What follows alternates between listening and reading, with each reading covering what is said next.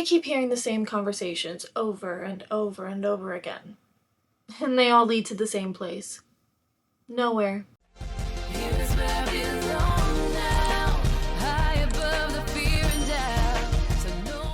These conversations don't solve anything. If anything, all they do is keep people stuck. A lot of this is going to sound familiar because most people do this. It's a very human thing to do.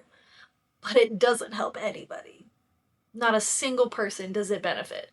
Before I get into this, I'm gonna preface this by saying, if your feelings are easily hurt, you're probably gonna want to stop now. How you talk about your life is exactly how your life is going to be moving forward, moving sideways, moving backward, whatever you feel is how it's gonna go. So when you sit there and you spend so much time complaining about your life, complaining about how other people's lives are somehow affecting your life and how you move in your life, yeah, your life's gonna suck. Absolutely, because this is how you talk on your life. If you say, I have a terrible life, guess what? Life is going to confirm that and validate for you because you know what's best, right? You know everything about you in your life, right? So why question it? Why does life have to prove to you that it's worth loving and talking well about? Does that make sense? Why would you talk bad about your life? It's a gift, it's a privilege. Why are we doing that? And I'm not saying that you have to be happy-go-lucky every second of the day, but gratitude. You have an opportunity every day to do something about it. You have the power to change it if you don't like it. Fix it! It's yours to fix! Don't go out here blaming everybody or spending time like, why this, why that, what was me, what was not you. You have the tools, you have the power, you're here for a reason, do something about it. I can't do this because somebody else is doing it. Who said? What rules say that? Why is it somebody else is doing? Why something isn't happening for us?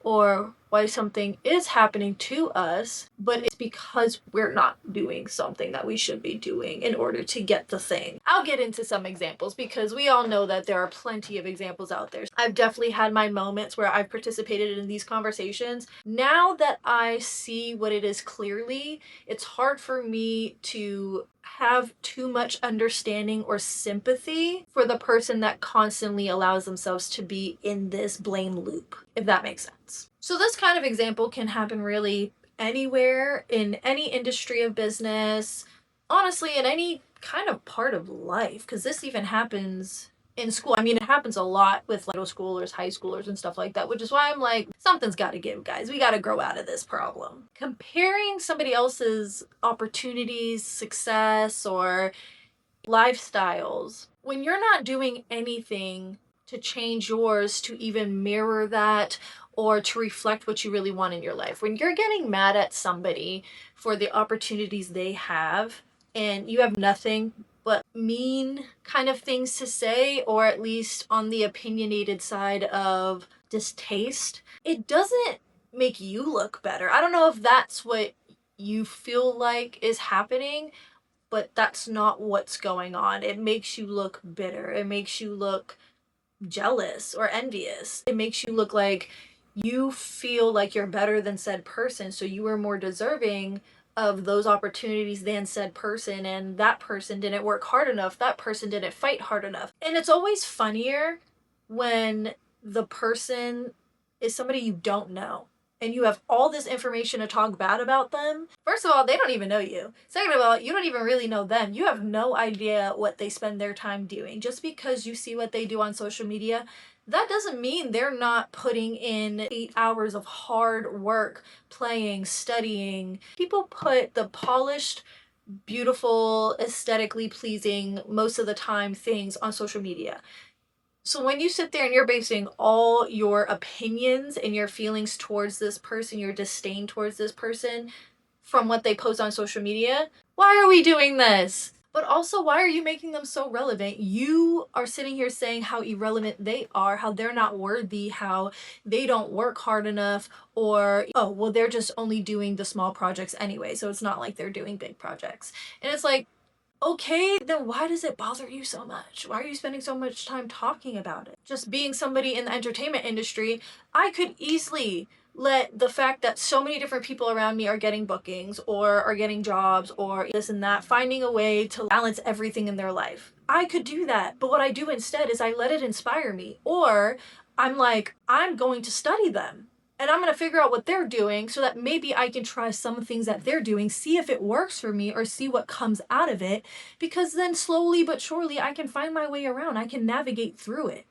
But when you sit there and all you do is complain about seeing these people get bookings, you have no idea how hard they're working. Or even if they're not working as hard as as hard as you think that they should be working for it, that's not your opportunity to be mad about. That was theirs, because if it was yours, if it was supposed to be yours, then it would have been yours in the first place. Why are you getting mad that the universe is saving something incredible for you? Or why are you getting mad that you are still being worked on before you get your big break or before you get that big promotion? Why are you mad that you have some growing to still do before you get it? Because if you don't grow, you would not be able to handle it. You do have an opportunity, you're just not willing to take it. If somebody else becoming successful or having some successful moments in their life makes you bitter, that's something you need to work on with yourself, because that has nothing to do with them and has everything to do with you, how you feel about yourself, how you feel about your life. Living in LA, you're bound to hear people talk about bodies, talk about fitness, talk about wanting to look a certain way or have a certain aesthetic. That's okay, it's normal. What's frustrating is when you have somebody who complains about not having the body they want, who talks about not being where they want to be physically, athletically, strength, whatever it is, but they're also not changing anything about their routine, about their lifestyle, about what they do in order to reach those goals. So you want to lose weight, but you're filling your face with junk food, with food that isn't nourishing to you. You want to have a certain body type, but you're not doing the research about how to get that body type, what foods you should eat, what exercises you should start doing, what body parts you should be focusing on, how much rest you should have, what your workout splits should look like, if you should be strength training or doing Pilates or doing cardio or whatever it is. You're not doing the work, yet you want the results. You compare yourselves to people who have those results, but forget that they're also putting in the work that you're not putting in. You talk about how it must have come easy for them, or but they're built like that. There are plenty of people who have made drastic changes in their lives. Why? Because they were sick of talking about it and they decided to be about it. Somebody who really wants to change, who really wants what they want, they do what they need to do to get it. You have to understand that complaining does not burn the calories. Complaining does not build the muscles. Complaining does not get you the body that you want. The work does. So all this energy that you're putting into complaining, that's energy that you're wasting that could be put into doing. I feel like I just can't talk about dating because you just hate dating and you just have such a hard time with it. And I've had a hard time with dating, but I don't necessarily complain about it anymore because I started realizing, once I started doing the work, that I had a say in how my dating life was. I've let things slide and I've created patterns for myself that I was avoiding admitting. It's hard now for me to hear those conversations where it's like, well, dating is trash, dating sucks, dating is awful, there are no good guys out there. When you say all of that, it just leads me to believe that you have a habit of picking the same kind of people. You are continuously doing the same thing over and over again, putting yourself in the same situations, putting yourself in the same environments. You're not branching out, you're not trying something new. Why are you so mad about experiences that are happening to better you, that are supposed to push you to change the direction of what you're doing and how you're doing things? And as somebody who was in a never-ending cycle for the longest time, and the last few years I've changed things, the results are very different. And I'm content with the experiences because I'm also taking them as experiences. I'm not going in, every guy has to be the one. I used to, which is why I used to be so hurt and bitter. But now I don't. Now I'm like, oh, well, I deserve experiences. I deserve to really date and get that experience. And I also deserve to take my time. I don't need to go on a date every day or every other day or even every week. I believe in love. I believe that it will happen for me. I can speak on the experience and I can talk about the facts that have happened, but I don't need to sit there and be like, dating is awful. It's an experience.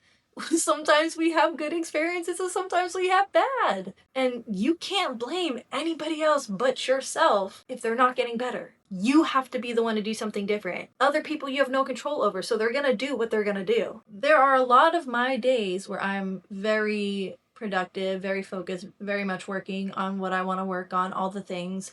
I kind of overdo it sometimes, but I don't really ever use I don't have time unless I'm talking about priorities, unless I'm talking about things that I am choosing consciously not to have time for, which is stuff that isn't helping me, that isn't serving me, that isn't making me better, that isn't making me money. I don't have time for that. And that's not because I don't have physical time. I just don't have the energy and I don't care to make time for it. Different story. That's not what we're talking about. We're talking about people who say, I don't have time, when you ask them, oh, have you started that project? Oh, have you worked on so-and-so? Oh, have you been doing this? Have you done any of that? And their response is, I don't have time. Then what have you been working? No. Have you been creating? No, I haven't really been doing any of that. What have you been doing then? But you have time to scroll on TikTok or Instagram or YouTube for 5 hours. Mind you, not watching anything that's helping you become a better person, because we all know YouTube University exists. And you can learn a lot from social media if you use it correctly. So what we're talking about here is that time is not the issue, and it's not that you don't have it. Your priorities are the issue. Your ability to manage time is the issue. Your ability to manage your focus is the issue. Because also at the end of the day, your focus can also determine how much time you truly have. Because a lot can get done in an hour if you are focused for that hour. But if you are distracted half of that hour, you only get 30 minutes of focus. So you also have to figure out how to manage your focus. That's something that is your responsibility. There's plenty of research out there. There's plenty of things that can help you. We have so much access. Why are you just sitting around hoping things will just change? I know it's hard for everyone out here right now. I know the economy is rough and everybody's figuring it out and everybody's having to add some side gigs or some small hustles to make ends meet and to do what they gotta do. But one thing I have a hard time with is somebody who complains about not having money and does nothing to change that. Somebody who talks about being broke all the time, but somehow spends money weekly, almost daily, and it's not for things that matter. That baffles me. I thought you said you have to pay these bills. I thought you said you hate being broke. You don't hate it enough? How are you okay with barely even living paycheck to paycheck, with always having to worry about if you have enough money in your bank account, but you're not actively applying to jobs? And that doesn't mean you only apply to the jobs that you want to do. If the world worked that way, if you believed in yourself enough, that could happen. That could very well happen. But most of these people, when you sit there and you say that you have no money, but you're not doing anything about it, I have this feeling that you don't also really believe in yourself that much. Where do you think the money's gonna fall from? The sky? Have you planted money trees that I don't know about? Because dang, if you found the seeds, please let me know where to get them. If you are struggling and you're doing everything that you need to do, this is not you. I am not talking about you. I am only talking about those who complain about not having money and do nothing about it. So if you're talking and voicing about how you're struggling, but you're doing everything in your power, I am not talking about you. But if you are somebody that you just complain about not having money, but you're spending it everywhere, you're spending it out to eat, you're spending it on classes that you just don't actually have the money for, you're racking up your credit card bill because you just don't have actual cash in your bank account, you are ruining your life. You are digging yourself a deeper, bigger hole that at some point is going to be too deep for you to crawl out of. So why are we not doing what we can, making the sacrifices from our desires or from the distractions that we just want to let navigate our life Why are we not making those sacrifices to be able to get ahead or to be able to feel some kind of balance, some kind of stability? You're not allowed to complain if you're not doing anything about it. You have real frustration when you're doing everything about it. But when you're doing nothing about it, that is just a way for you to avoid accountability. It's on you to get you out of this hole that you continuously put yourself in. At some point, you have to stop talking about the problem. You have to stop talking about all the issues that you have and start solving them. Start doing something about it.